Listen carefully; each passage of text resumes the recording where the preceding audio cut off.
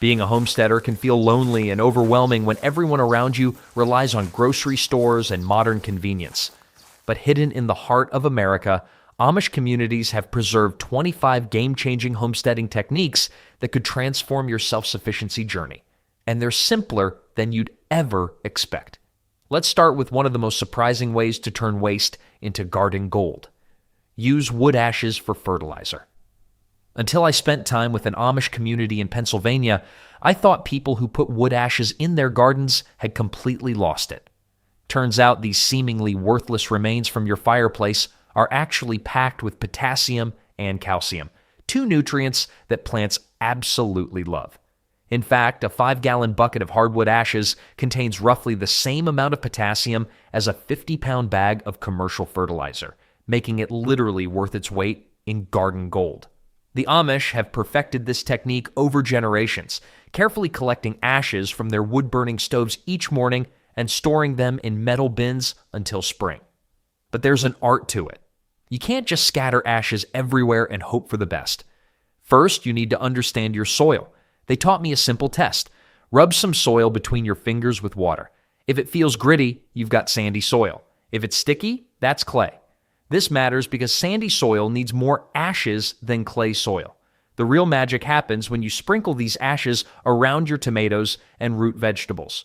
Not only do the ashes slowly release their nutrients, but they also create a natural barrier against garden pests. Those slimy slugs and snails can't stand crawling over the alkaline powder.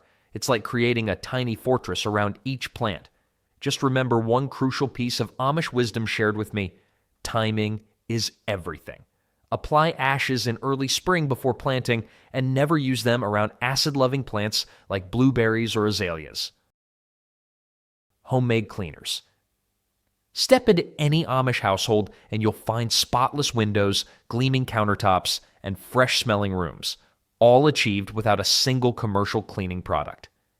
After spending time with an Amish family, I learned that the most effective cleaning solutions are often hiding right in our kitchen cabinets, waiting to be rediscovered. The humble vinegar, for instance, proves more powerful than most store-bought cleaners. Mix it with equal parts water, and you've created a streak-free window cleaner that costs mere pennies. But here's where generations of Amish wisdom comes in. Adding a few drops of lemon juice not only improves the smell, but also boosts its cleaning power. The citric acid cuts through grease and grime like nothing else, leaving surfaces sparkling clean. Baking soda emerges as another cleaning superstar in Amish households. The beauty lies in its versatility and gentle yet effective cleaning power. A simple paste of baking soda and water tackles everything from burnt pots to stubborn counter stains. When accidents happen, like spilled jam or muddy footprints, a sprinkle of baking soda followed by a splash of vinegar creates a powerful cleaning reaction that lifts away dirt and stains. This natural combination not only saves money, but also keeps harmful chemicals out of your home. The Amish have long understood that the simplest solutions are often the most effective, and their spotless homes stand as testament to this wisdom. Greenhouses in winter. Deep in the heart of January, when most gardens lie dormant under blankets of snow, Amish greenhouses burst with life. These structures aren't high-tech affairs with fancy climate controls and automated systems. Instead, they're marvels of simple innovation that prove you don't need electricity to grow food year-round. Just careful planning and an understanding of natural heating and cooling cycles. What makes these greenhouses truly remarkable is their use of thermal mass for temperature regulation. Large black barrels filled with water line the north wall, absorbing heat during the day and releasing it slowly at night, essentially creating a natural furnace that never needs fuel. The double-layered plastic walls trap this warmth, creating a cozy microclimate where plants thrive even when outdoor temperatures plunge below freezing. Even more impressive, these greenhouses maintain temperatures suitable for growing without using any electricity. The real genius lies in their plant placement strategy. Tall, cold-hardy plants like kale and Brussels sprouts are strategically positioned on the north side, creating a natural windbreak for more delicate crops like spinach and herbs. This creates what the Amish call a plant neighborhood, where every vegetable supports the others. The result? Fresh tomatoes in December, tender lettuce in January, and a continuous harvest throughout the winter months. This system proves that with careful observation and respect for natural processes, we can extend our growing season far beyond what many think possible. When I expressed amazement at harvesting fresh vegetables in the dead of winter, my Amish host simply smiled and said, "Nature provides everything we need. We just have to learn how to work with her rhythms instead of against them." Bacon grease soap.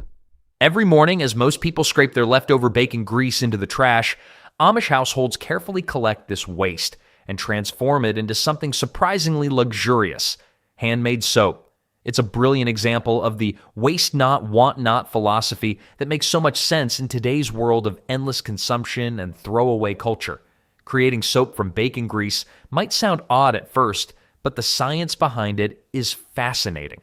Each batch requires about 3 cups of filtered grease, which means a typical family can save around 20 pounds of waste from landfills each year. The process begins with carefully straining the cooled grease to remove any food particles. Then comes the chemistry. Mixing the clean grease with precise amounts of lye creates a reaction that transforms this breakfast byproduct into gentle, moisturizing soap bars. The magic happens during the curing process. After pouring the mixture into molds, the soap needs to rest for 4 to 6 weeks. During this time, the harsh lye fully converts into mild soap, creating bars that are surprisingly gentle on the skin. Here's the surprising part: the finished product doesn't smell like bacon at all. Many Amish families customize their soaps with herbs from their gardens: lavender for relaxation, peppermint for invigoration, or rosemary for its natural antibacterial properties. One Amish soap maker told me with a wink, "If someone claims they've never accidentally licked their fingers while cooking bacon, they're either lying or they've never cooked bacon." The same cooking grease that made your breakfast can now clean up after dinner. Talk about coming full circle. Making your own bacon grease soap isn't just about saving money or reducing waste. It's about rediscovering the satisfaction of creating something useful from what others throw away. Plus, your hands will thank you. These homemade bars are remarkably gentle on the skin, free from the harsh chemicals found in many commercial soaps. The only product we'll ever promote on our channel is a book by Claude Davis, a veteran prepper, about 126 superfoods and preservation methods from crisis times like the Great Depression and wartime that are impossible to find elsewhere. We decided to promote his book because we are the last generation able to share these techniques and superfoods to our children or grandchildren. It would be a shame to see this information about highly nutritious foods and preservation methods to survive crises disappear. You can also find a book about herbal remedies from Nicole Apelian on their store.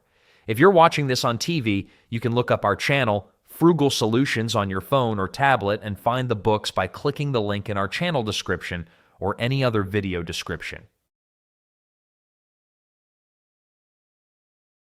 Compost your scraps. Here's a shocking fact: the average American family tosses nearly 400 pounds of food scraps into the garbage each year. Meanwhile, Amish communities have perfected the art of turning these worthless kitchen leftovers into black gold for their gardens. Their composting methods are so effective that some families reduce their household waste by up to 70%, a statistic that would make any environmentalist proud. The secret to successful composting isn't just creating a random pile of kitchen scraps. Amish gardeners maintain a careful balance of green materials, like vegetable peelings and coffee grounds, and brown materials, such as dead leaves and straw. This specific mix creates the perfect environment for decomposition, transforming today's potato peels into next season's garden fertilizer. Temperature plays a crucial role. A healthy pile should feel warm in the center, indicating that beneficial bacteria are hard at work. A properly maintained compost pile is like a microscopic livestock farm. Billions of beneficial bacteria and fungi work tirelessly to break down organic matter. The Amish have a saying: a cold compost pile is a lazy pile. They monitor their piles carefully, turning them regularly to provide oxygen and maintain optimal decomposition rates. Coffee grounds offer nitrogen, eggshells provide calcium, and even human hair contributes valuable nutrients. Nothing goes to waste in this natural recycling system. The most experienced Amish composters can transform kitchen scraps into rich black compost in just 3 to 4 months, half the time it takes most casual gardeners. As one Amish farmer explained while showing me his impressively rich compost, Nature doesn't know the meaning of garbage. Everything has a purpose, even if we don't see it right away. This mindset transforms what most consider trash into a valuable resource that enriches their soil year after year, creating a sustainable cycle of growth and renewal. Build a root cellar. Ever wonder how people kept food fresh before electricity? The answer lies underground. Root cellars have been a cornerstone of food preservation for centuries, and Amish communities continue to perfect this ancient technique. These natural refrigerators maintain temperatures between 35 and 40 degrees Fahrenheit year-round, using nothing but the Earth's natural cooling properties. The beauty of a root cellar lies in its simplicity. A well-built cellar can store hundreds of pounds of produce throughout winter, saving the average family over $2,000 in grocery bills annually. The key is location and construction. Most Amish root cellars are built into hillsides or below ground level with carefully planned ventilation systems that keep air flowing without letting in freezing winter winds. Temperature control happens naturally. Cool air sinks while warm air rises, creating a natural circulation that helps prevent mold and keeps vegetables crisp. Different vegetables need different conditions, so Amish families often create separate zones within their cellars. Potatoes, carrots, and beets thrive in the coolest, most humid areas, while winter squash and onions prefer slightly warmer, drier spots. One Amish farmer joked that arranging vegetables in a root cellar is like planning a dinner party. You have to know who gets along with whom. Apples, for instance, should be kept separate from other produce because they release ethylene gas, which can cause nearby vegetables to spoil faster. It's like having that one relative who stirs up trouble at family gatherings, he quipped. With proper planning, a root cellar can keep vegetables fresh for up to 8 months, allowing families to enjoy their garden's bounty long after the snow has covered their fields. Make your own beeswax candles. The gentle glow of beeswax candles illuminates many Amish homes after sunset, creating a warm ambiance that no electric light can match. These natural candles burn longer and cleaner than store-bought paraffin versions, producing a subtle honey scent that makes your home smell like summer all year round. Making beeswax candles is surprisingly simple, though getting the wax right takes practice. The average beehive produces about 2 pounds of wax per year, enough to make roughly 24 6-inch candles. The Amish prefer beeswax over other materials because it burns at a higher temperature, producing a brighter flame that lasts up to 3 times longer than regular candles. The best part? They produce negative ions while burning, which actually helps clean the air in your home. Each candle requires careful attention to detail, from filtering the wax to achieve the right purity to maintaining the perfect temperature during pouring. Too hot and the wax shrinks away from the mold as it cools. Too cool and you'll get unsightly bumps on your finished candle. But the effort pays off. A well-made beeswax candle can burn for up to 50 hours, filling your home with natural light and a subtle sweetness that artificial fragrances can't replicate.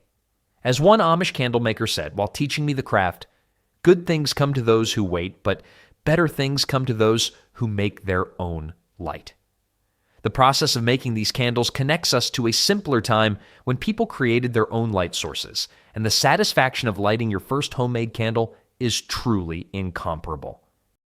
DIY fire starters. Looking to save money on camping supplies or emergency preparedness items? Take a lesson from the Amish, who've mastered the art of turning everyday trash into reliable fire starters. Those dryer lint collections and old egg cartons you usually toss out, they're actually the perfect materials for creating your own fire starters that work better than store-bought versions. The average household produces enough dryer lint in a year to make over 200 fire starters. When combined with melted wax and compressed in an egg carton compartment, each one burns for about 20 minutes. Plenty of time to get a proper fire going. Amish communities have been using variations of this technique long before dryers existed, originally using wood shavings and sawdust from their workshops. What makes these DIY fire starters so effective is their combination of materials. The lint or sawdust acts like a wick, while the wax burns slowly and steadily. One clever addition many Amish craftspeople make is mixing in dried herbs like rosemary or pine needles, which not only helps the fire starter catch more quickly, but also creates a pleasant aroma.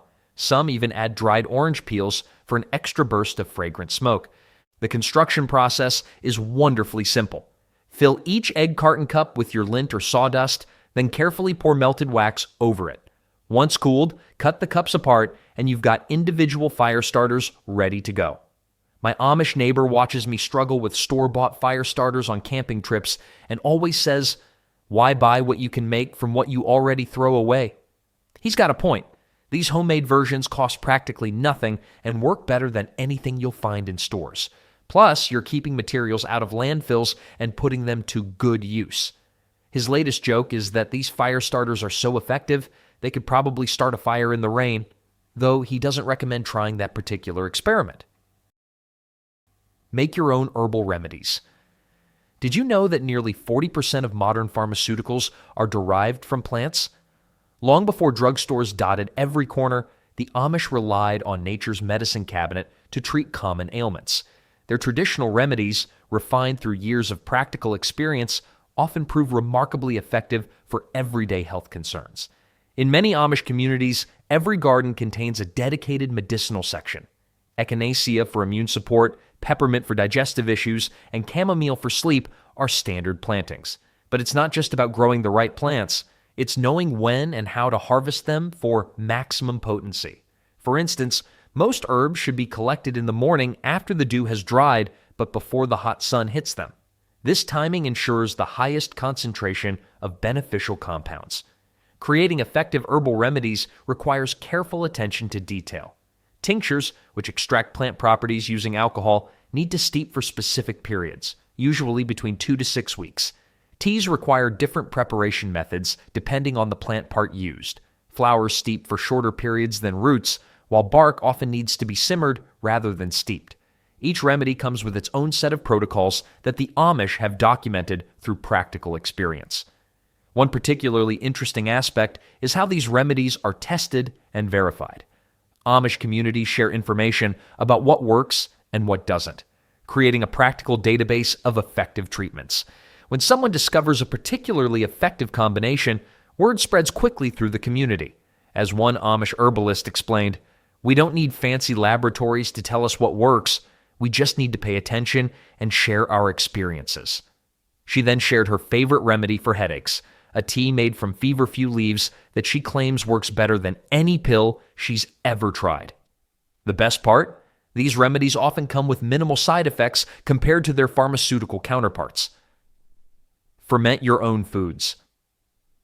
Did you know that the average American consumes only 1 tablespoon of fermented foods per day, while Amish families often eat fermented foods at every meal?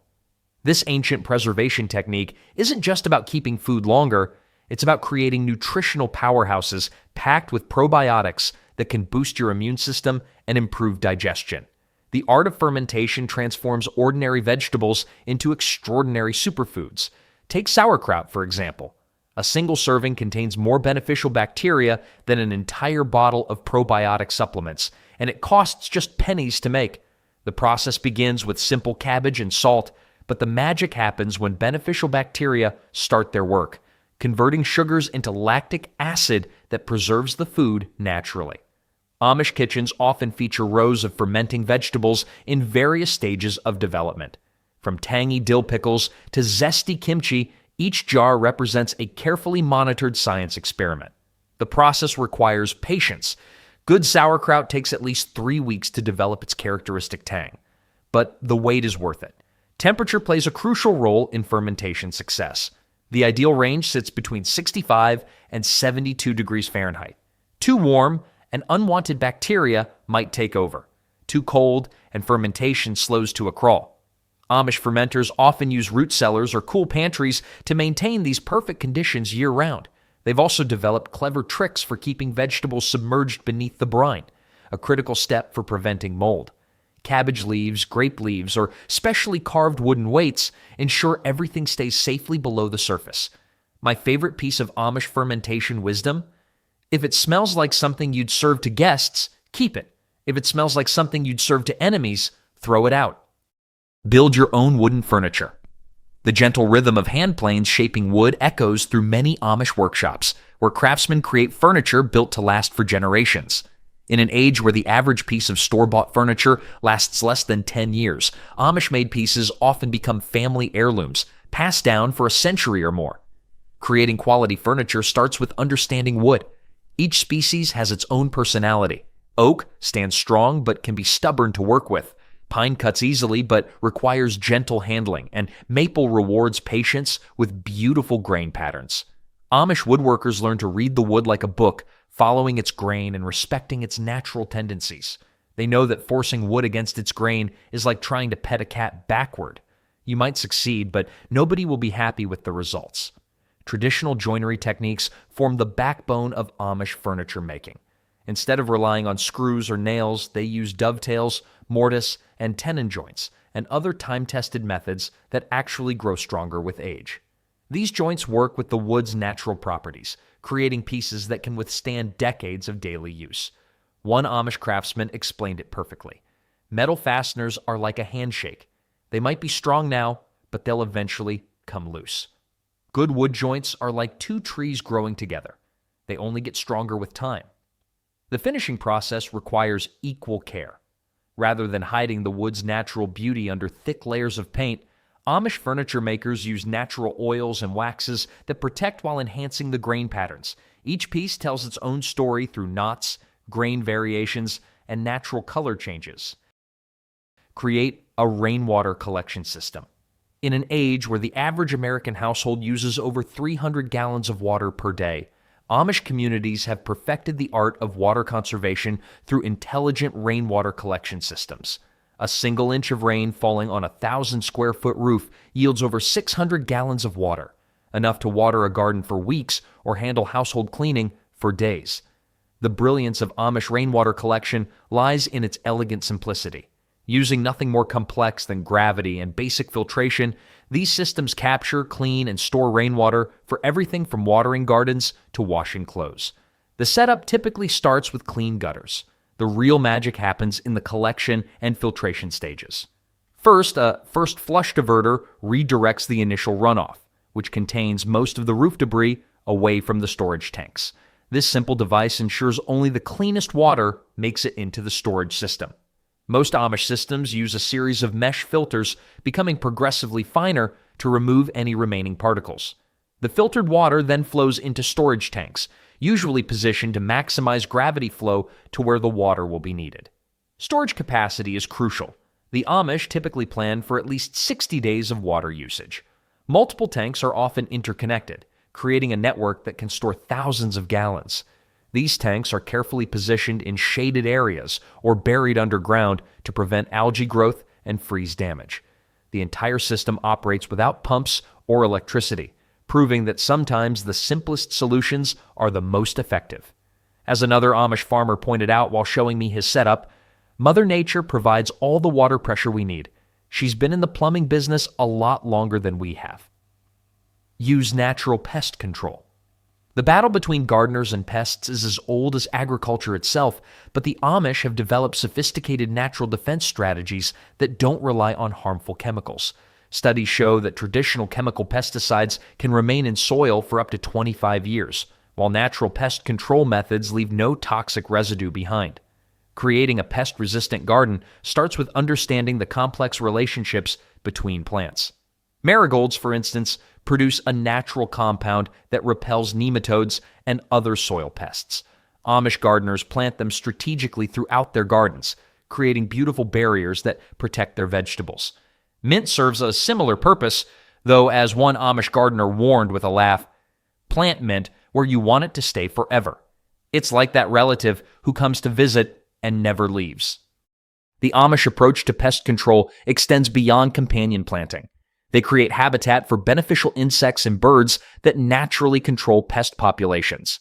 A single family of chickadees can consume over 6,000 caterpillars during one nesting season. By maintaining diverse gardens with plenty of flowering plants, they attract these natural allies.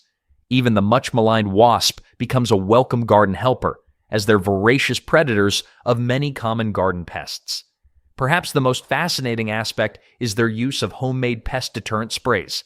A mixture of hot peppers, garlic, and a tiny bit of soap creates a natural repellent that most insects absolutely hate. The preparation has to be just right, though. Too weak and it won't work. Too strong and you might create a salsa garden instead of a vegetable garden. Sew your own clothes. Fast fashion has trained us to view clothes as disposable items, with the average American throwing away around 80 pounds of clothing each year.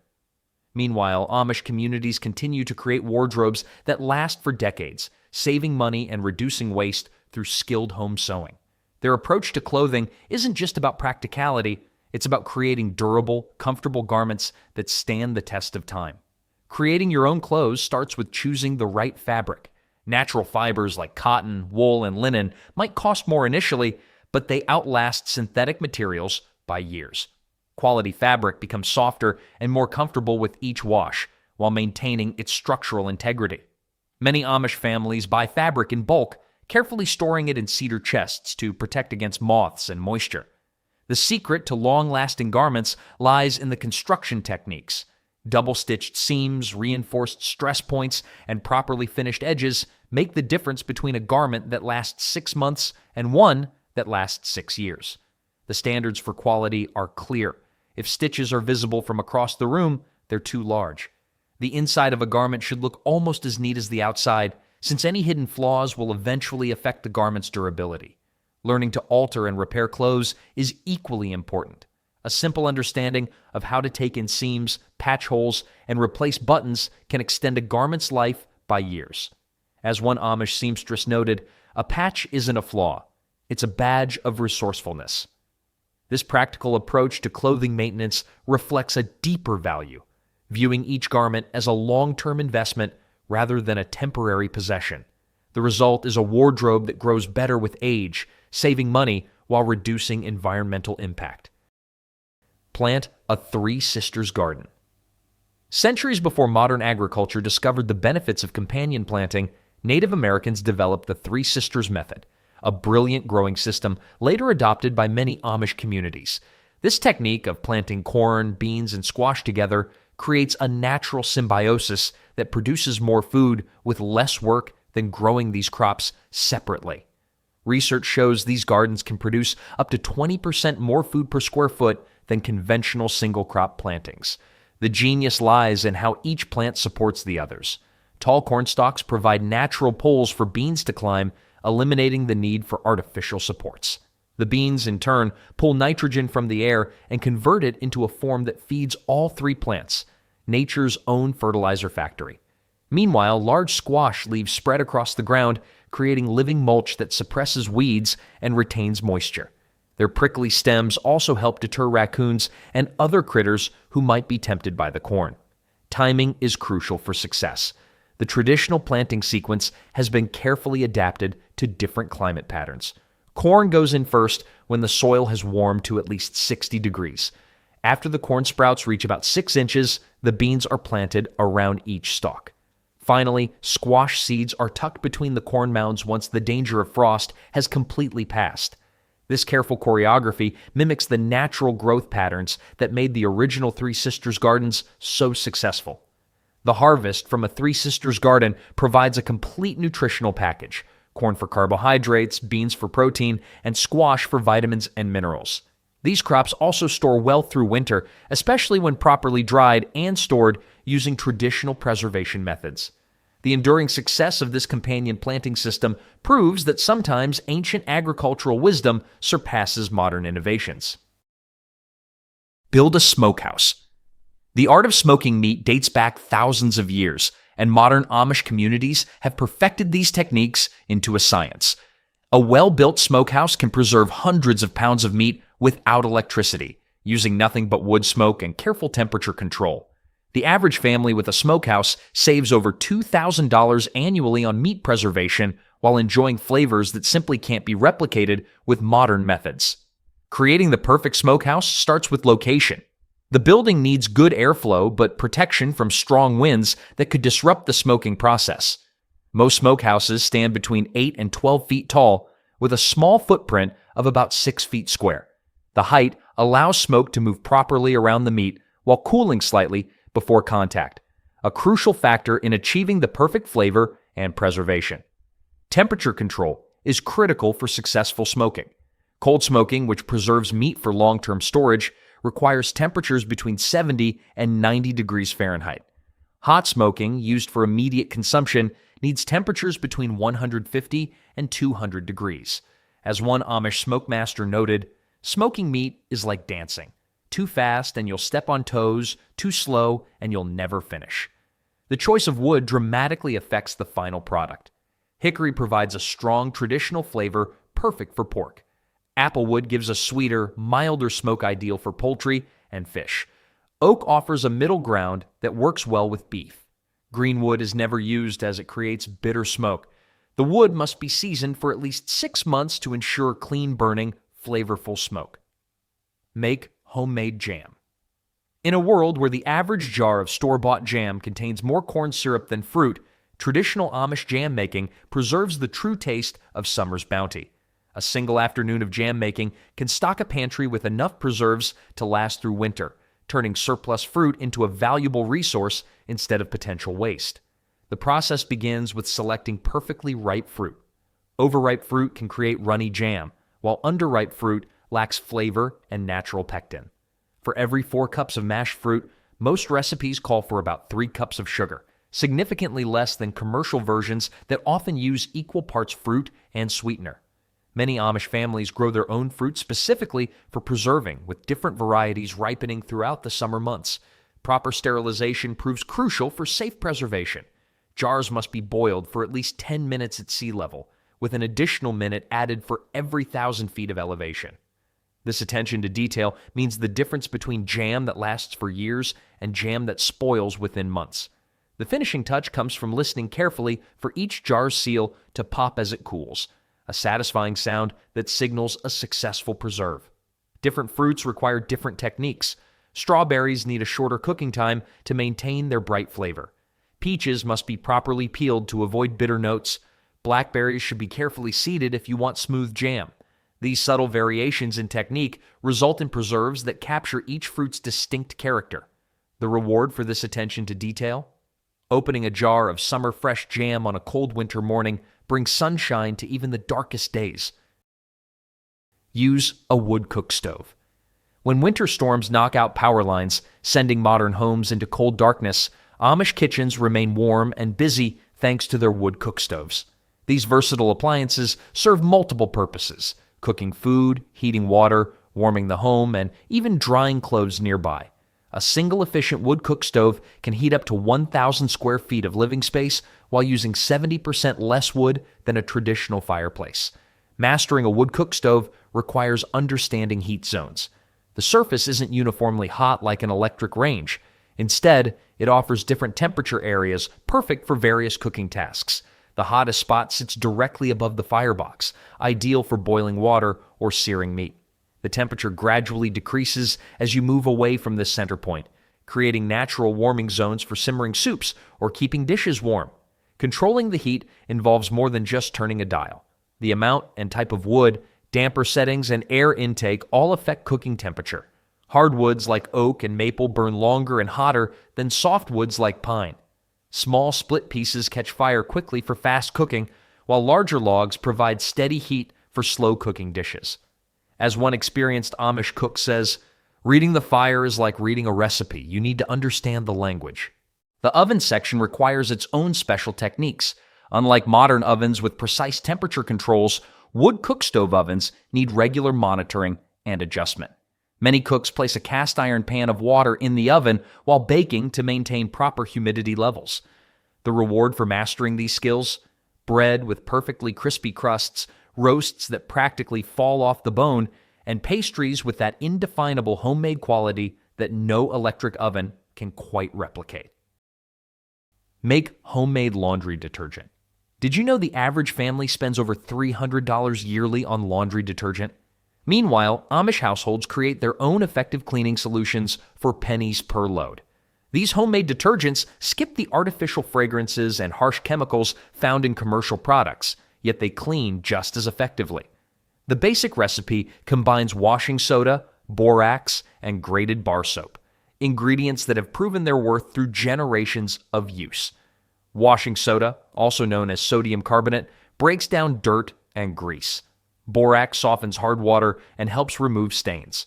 The bar soap provides the cleaning power. Many prefer plain Castile soap for its gentle yet effective properties. Making your own detergent becomes almost meditative. The process of grating soap fills the kitchen with clean scents while mixing the ingredients creates a satisfying blend of textures. Some variations add baking soda for extra deodorizing power or essential oils for natural fragrance. But be careful with those essential oils. A few drops go a long way unless you want your clothes smelling like a lavender field exploded in your closet. The real satisfaction comes from knowing exactly what goes into your cleaning products. Each batch makes enough detergent for over 50 loads of laundry, storing well in covered containers. The powder dissolves easily in both hot and cold water, working effectively even in high-efficiency washing machines. Best of all, clothes cleaned with homemade detergent often last longer because they're not subjected to harsh chemicals that can break down fabric fibers. The result? Clean clothes, happy skin, and significant savings, proving once again that sometimes the old ways offer the best solutions to modern problems. Use mulch to retain moisture. Did you know that uncovered soil can lose up to 70% of its moisture through evaporation? That's like leaving your garden's water faucet running while nobody's home. Amish gardeners have long understood the power of mulch to keep precious moisture where it belongs, in the soil feeding your plants. Their time-tested mulching techniques not only conserve water, but also suppress weeds and enrich the soil naturally. The secret lies in choosing the right mulch for each situation. Grass clippings make excellent mulch for vegetable gardens, providing quick-release nutrients as they decompose. However, fresh clippings can mat down and create a barrier that blocks water, so they should be dried first. One clever trick involves spreading clippings out on tarps for a day before applying them to the garden. Just enough time to wilt, but not so long that they lose their nutrient value. Wood chips excel at long-term moisture retention and work beautifully around trees and perennial plants. A 4-inch layer of wood chips can reduce water evaporation by up to 90%. However, fresh wood chips can temporarily tie up soil nitrogen as they decompose, so they're best used around established plants rather than in annual vegetable beds. Aged chips, on the other hand, slowly feed the soil as they break down, creating a rich environment for beneficial fungi and microorganisms. Straw offers another excellent mulching option, particularly in vegetable gardens. A thick layer of straw keeps soil temperature stable, prevents mud from splashing onto plants during rain, and gradually adds organic matter to the soil.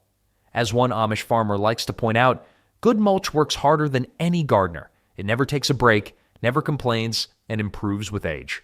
The key is applying it thick enough to be effective, at least 4 inches deep after settling. Create homemade seed. Starting pots. Starting seeds indoors extends the growing season by weeks or even months, but plastic pots and trays can get expensive fast. Taking a page from centuries of Amish gardening wisdom, you can create effective seed starting containers from materials most people throw away. Newspaper pots, cardboard tubes, and even eggshells can give your seedlings a strong start while keeping plastic out of landfills. The newspaper pot technique stands out for its simplicity and effectiveness. A single section of newspaper can be folded and shaped into a pot that's perfectly sized for seedlings. These pots naturally decompose when planted directly in the garden, allowing tender roots to grow undisturbed. Even better, newspaper pots actually improve the soil as they break down, adding organic matter right where young roots need it most. Cardboard tubes from paper towels or toilet paper make ideal deep pots for plants that need strong root systems, like tomatoes or peppers.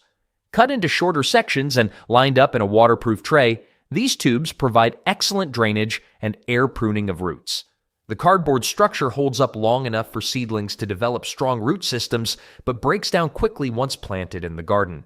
Timing plays a crucial role in seed starting success. Most vegetable seeds should be started 6 to 8 weeks before the last frost date. Creating your pots a few days before planting gives them time to dry and hold their shape better.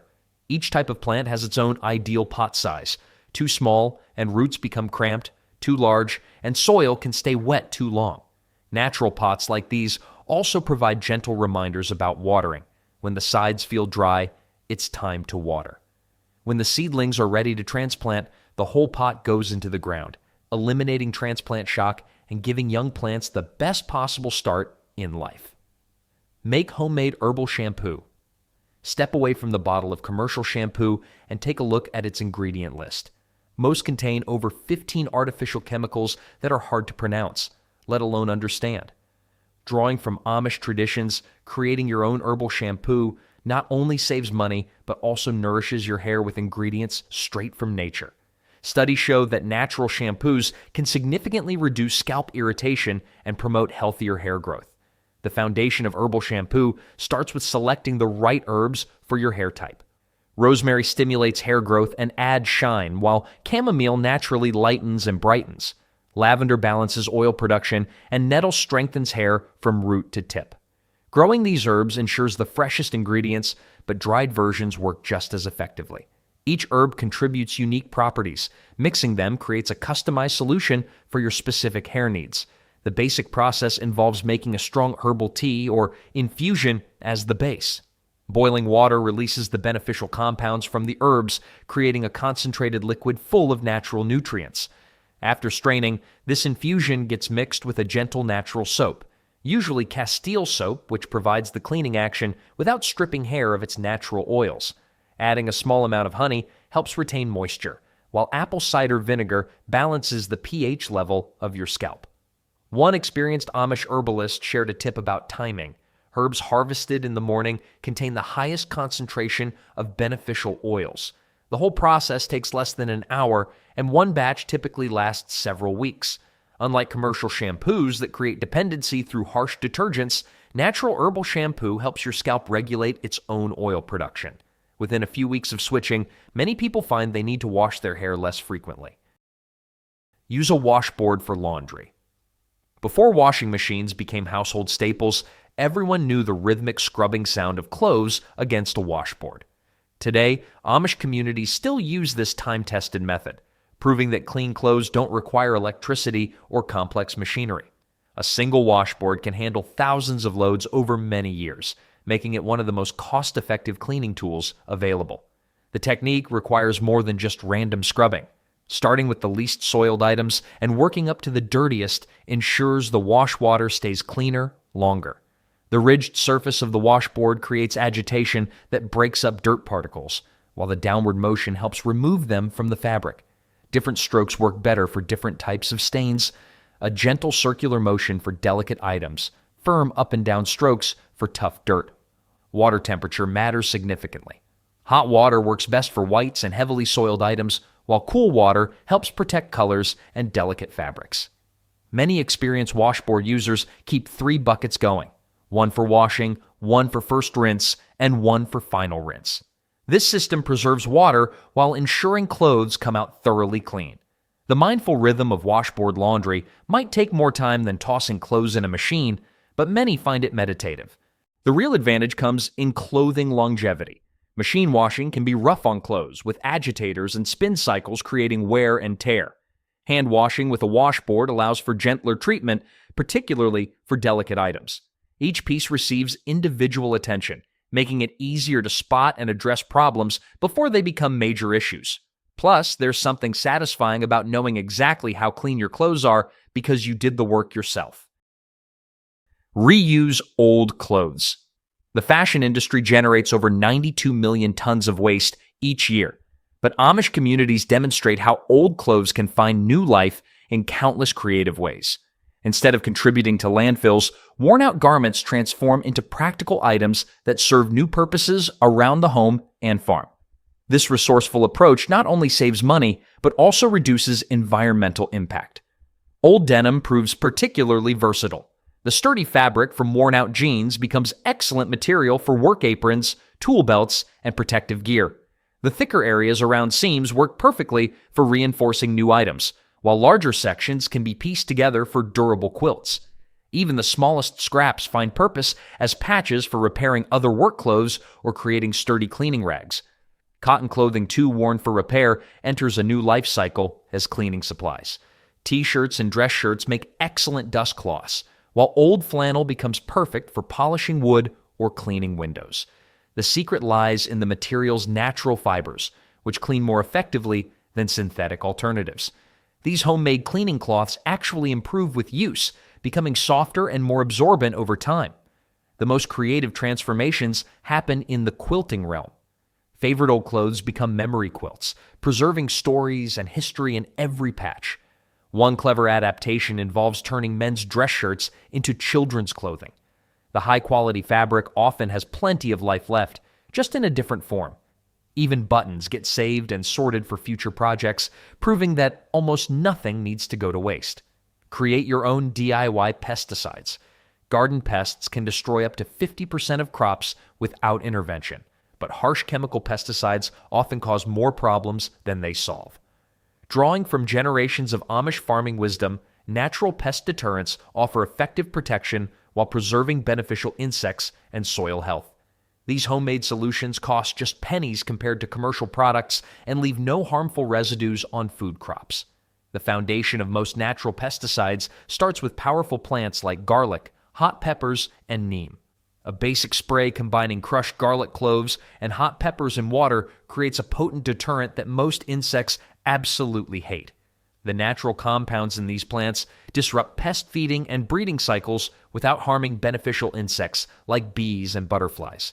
Adding a tiny amount of natural soap helps the spray stick to plant leaves longer. Timing application proves crucial for maximum effectiveness. Early morning or late evening spraying allows the solution to dry on plant leaves before strong sunlight can break down the active compounds. Reapplication after rain maintains protection, and regular use helps prevent pest problems before they start. Some clever gardeners plant these pest deterrent crops throughout their gardens, creating living barriers that protect vulnerable plants. Advanced recipes might include fermented plant materials, which create even stronger deterrent effects. Steeping nettles, comfrey, or horsetail in water for several days produces a nutrient-rich spray that both deters pests and feeds plants. One particularly effective mixture combines fermented garlic water with steeped hot peppers and a dash of neem oil, a combination that keeps even the most persistent pests at bay while remaining completely safe for humans and beneficial insects.